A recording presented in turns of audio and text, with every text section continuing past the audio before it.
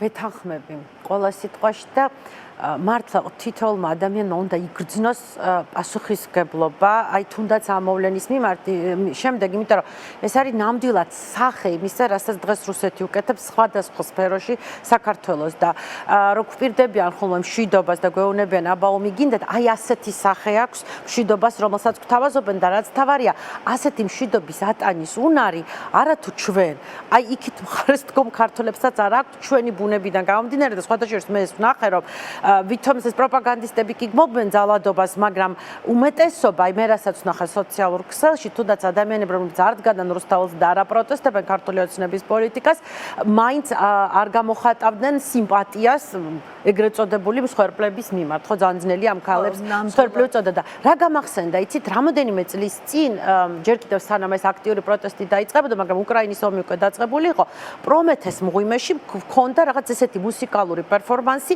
როგორც გიდს უნდა ტურისტების ჯგუფი გამეყვანა მთელი გამოქვაბულში და რაღაც მუსიკალური პერფორმანსი შემეთავაზებინა. და მახსოვს გამიკვირდა რომ გავიგერო თურმე პრომეთეს მღვიმეში სტუმრებს თავაზობენ სამ ენაზე გიდობას: რუსულ, ინგლისურ და ქართულად. და როდესაც მე უარი განვაცხადე და ვთქვი რომ მარტო ინგლისურად და ქართულად წავიყვანდი აი ამ ჯგუფს ტურისტებისას, მეჩხუბნენ რუსი ტურისტები. აი მეჩხუბნენ გამიმართეს პრეტენზიები გამოთქვეს როგორ გავბედე და როგორ არ ვესაუბრები რუსულად და მე ინგლისურად პასუხებდი რომ რუსული არ მესმის, არ ვიცი და არც ვარ ვალდებული, მაგრამ მახსოვს რომ გაკვირვება იყო ტურისტების ნაწილშიც კი ქართველებში რომ რა უნდა აი რატომ არ უნდა უთხრა რუსულად რამოდენიმე სიტყვა მაშინ როდესაც შეგიძლია. აი არათუ პრომეთეს მღვიმის ადმინისტრაციას, აი თვითონ იმ ადამიანებსაც უნდა ეგრძნოთ ეს პასუხისმგებლობა და მხარშ და დამდგომოდნენ ამ შემთხვევაში მე, როდესაც ვაპროტესტებდი აი ამ ფაქტს და აი ძალიან კარგი რაღაცა ახსენა ახლა რუსიკომ ამაზე აქამდე დამავიწყდა აი ეს არგუმენტი ძალიან მომეწონა რომ თითოეულმა ჩვენგანმა უნდა იგრძნოს აი ეს პასუხისმგებლობა და გამოხატოს კეთილი ნება ამ შემთხვევაში და უარი თქვას სერვისი გაუწიოს ოკუპანტი ქვეყნის წარმომადგენლებს მათ ენაზე. ჩვენ ყველამ ჩვენი თაობის ადამიანებო ყველამ ძალიან კარგად ვიცით რუსული, მე საერთოდ უნდა ვაღიარო რომ საქართველოში არ ვცხოვრობდი და პირველი 3 წელი რუსულ სკოლაში ვიარე და დედაენასავით არის ჩემთვის, მაგრამ მე პოზიცია მაქვს ესეთი და როდესაც ადამიანი აი ასეთი აგრესიული ტონით მოდის და ითხოვს შენგან, მე არასოდეს არ ვპასუხობ რუსულად. და ეს უნდა გავითავისოთ ჩვენ ყველამ, იმიტომ რომ რაც გველოდება, ეს არის ჩაშლილი ქორწილები და ეს კიდევ კარგი შემთხვევა,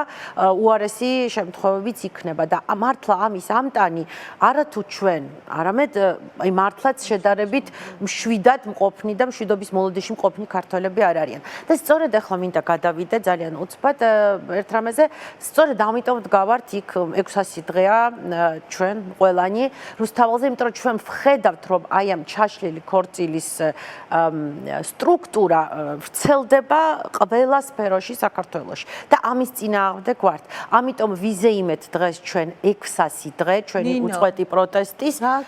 არ ვიცი ხა რაღაც აი ამისთან საუბრის მერე რამდენად შეიძლება ამაზე საუბარი, მაგრამ მართლა ირაკლი ფიფიას ჰქონდა ესეთი ძალიან საინტერესო იდეა რომ ყველას ერთად მოგვექარგა 600 წითელი და თეთრი ლენტისგან საქართველოს დროშა, ამას ყველაფერს თანძდებდა დოლების დაკვრა და უჩანებიერიძის იდეა იყო რომ 600 დაგვეხატა და ეს ყველაფერი სოციალურ ქსელში დოლების რომლის შეტანის ხო სხვათა შორის ხო არ გვაძლევდნენ, მაგრამ ბოლოს შეგვატანინეს.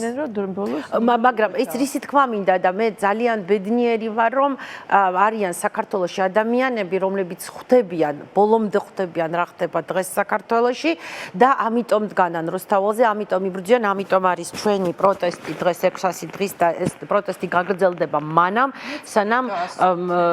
სანამ აი აუცილებლად ვიშოვით და ხო აი იცი რა არის, აი ხა ნამდვილად გეკუთვნის ხა ჩემს არა, აი თუ ვინმეს ეკუთვნის პროტესტის 600 დღე ახარ შენ. მაგრამ დიდი მადლობა. ხო გილოცავ, ჩვენ ესე ვილოცავდით დღეს ერთმანეთს ამ პროტესტს და მე მოვიტანე სხვათა შორის, ეხლა არ ვიცი რამდენად გამოჩნდება კარგად ეკრანზე, მაგრამ მაგრამ აი როგორ მოვქარგეთ, აი შევეცადეთ მოგვექარგა აი ეს საქართველოს დროშა აი ეს რაც შევძელით და რაც მოვასწარეთ, მაგრამ ძალიან მოინდომა ხალხმა. 600 დღის სიმბოლო. აღნიშნული სიმბოლო. მიკროფონი ცოტა ცუდად ისმის. მოდი მე მოგეხმარები, შენ მიკროფონი დაიყენე ნინო და რაღაცნაირად ვერ ველევი ამას, იმიტომ რომ კიდევ კარგად მაყურებელს ვაჩვენო.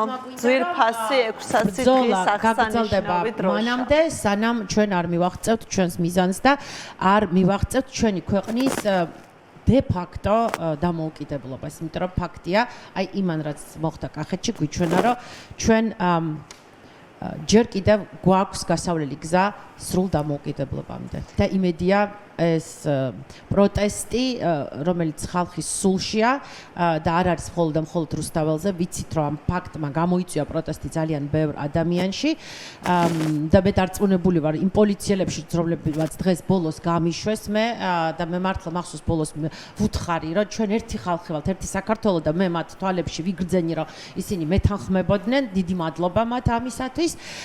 მე მჯერა რომ ეს პროტესტი თავის შედეგს გამოიღებს. აუცილებლად გამოიღებს ეს პროტესტი თავის შედეგს. აი ეს ფანტასტიკური ნაქარგობა ვხედავთ. ნინო, ძალიან დიდი მადლობა.